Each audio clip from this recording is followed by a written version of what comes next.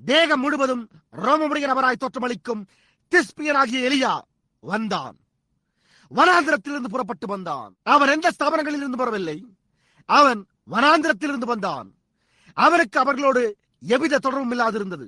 அவன் கர்த்தருடைய தீர்க்கதரிசியாயிருந்தான். சகோதரனே, அவன் அந்த இஸ்ரவேலின் ராஜ்யத்தையும் அதிலிருந்து எல்லாவற்றையும் அசைத்து விட்டான். அவர்கள் அவனை வெறுத்தனர். அவன் ஒத்துழைப்பே இல்லாதிருந்தான். நான் அதை உங்களுக்கு உத்தரவாதம் அளிப்பேன்.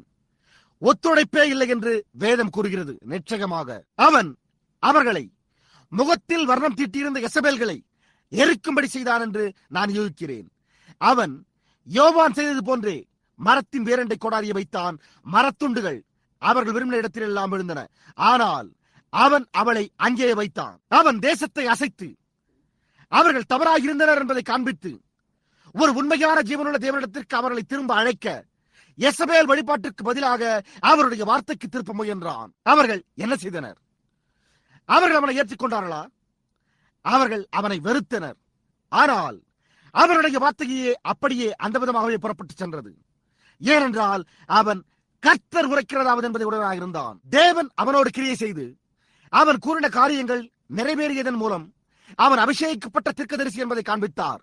அவன் செய்த யாவும் அவன் தேவனுடைய தீர்க்கதரிசி என்பதை நிரூபித்தன. ஆனால் அதே சமயத்தில் அவர்கள் அதை விசுவாசிக்க மனதில்லாதிருந்தனர். ஏனென்றால் அவன் அவர்களுடைய நாடக அரங்குகளை எல்லாம் கிழித்தெறிந்திருந்தான். அவன் அவர்களிடம் அவர்கள் தவறாக இருந்தனர் என்று கூறினான். ஆகாப் திறமையற்ற ஒருவனாயிருந்தான்.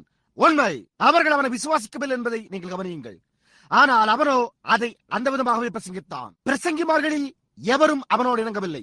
அவன், கர்த்தாவே, நான் ஒருவன் மாத்திரம் மீதியா இருக்கிறேன், அவர்களை பாரும். அவர்களில் ஒருவர் கூட எவருமே ஒத்துழைக்கவில்லை என்றான். ஆனால் அவன் செய்வதற்கான ஒரு ஊழியம் இருந்தது. அவன் அதை செய்தான். அவன் கர்த்தருடைய வார்த்தையை கர்த்தர் உரைக்கிறாவது என்பதை உடையவனாயிருந்தான். அவன் தேசத்தை தாக்கினான். அவன் சபையை தாக்கினான். அவன் அங்கிருந்த ஒவ்வொரு காரியத்தையும் தாக்கினான்.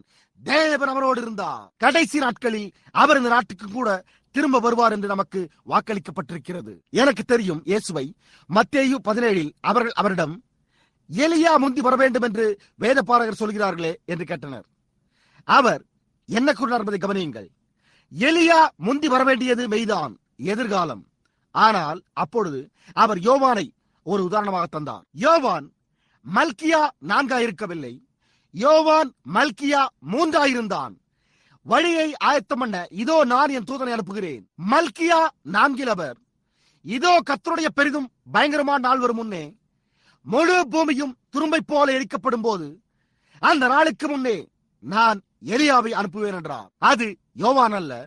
ஏனென்றால் யோவான் வந்தபோது கர்த்தர் பூமியை எரிக்கவில்லை. நீங்கள் கவனித்து பார்த்தால் கடைசி அதிகாரத்தில் கடைசி வசனத்தில் அவன் கவனியுங்கள், அவர் பேசுகிறார், பிதாக்களுடைய இதயத்தை பிள்ளைகளிடத்திற்கும் பிள்ளைகளுடைய இதயத்தை அவர்கள் பிதாக்களிடத்திற்கும் திருப்புவான் என்றார். இப்பொழுது கவனியுங்கள், 1 யோவான் 1 எலியா வந்தான். அவன் என்ன செய்தான்? அவன் ஒரு செய்தியை கொண்டு வந்து பழைய வைதிக கடின இருதயங்களை இளைய சபையின் பிள்ளைகளின் விசுவாசத்திற்கு திருப்பினான். ஆனால் அடுத்த எலியா முடிவு காலத்தில் வரும்போது அவன் திரும்பிச் சென்று பிதாக்களுடைய இருதயங்களை எடுத்து பிள்ளைகளுடைய இருதயங்களை, சரியாக சொல்ல போனால் பெந்தேகோஸ்தே பிதாக்களின் விசுவாசத்திற்கு அவர்களை திருப்புவான். வித்தியாசத்தை காண்கின்றீர்களா? இன்று நமக்கு இங்கே இருக்கின்ற பெயரளவில் உள்ளவர்களில் ஒருவராக அவன் இருக்க மாட்டான். அவன் நேராக அப்போஸ்தலர் 2க்கு சென்று சரியாக அங்கிருந்து துவங்குவான். அவன் கலப்படமற்ற சுவிசேஷத்தை பிரசங்கித்து அப்படியே பெந்தேகோஸ்தே நாளில் பேதுரு செய்த அதே காரியங்களை கூறுவான். ஏனென்றால் அவன் பெந்தேகோஸ்தே நாளில் என்ன கூறினான் என்பது மற்ற வேத வாக்கியங்களின் மூலமாக நிரூபிக்கப்பட்டிருக்கிறது. எலியா வருகிற போது அவன் ஏதோ ஒரு ஸ்தாபனத்தோடு சுற்றி பிணைத்திருக்க மாட்டான். அவன் எலியா செய்தது போன்றே அதை போன்றே ஸ்திரீகளை வெறுப்பான். அதாவது மோசமான, அப்படியே யோவான் செய்தது போலவே அவன் அவர்கள் இருந்தது போன்று அப்படியே வனாந்திர பிரியனாயிருப்பான். அவன் சும்மா விட்டு வைக்க மாட்டான். அவன் வருவதற்காக நாம் எதிர்நோக்கிக் கொண்டிருக்கிறோம். அவன் வருவான் என்று தேவன் கூறினார். அவன் இங்கிருப்பான். எந்த காரியமாயிருந்தாலும் இன்றைக்கு நாம் பெற்றுள்ள செய்தியானது அவனுடைய மகத்தான வருகைக்கு முன்னோடியாயிருக்கும் என்று நான் நம்புகிறேன். ஆமையா, அவன் ஏற்கனவே பிறந்து அவனுடைய பாதையில் இருக்கிறான்.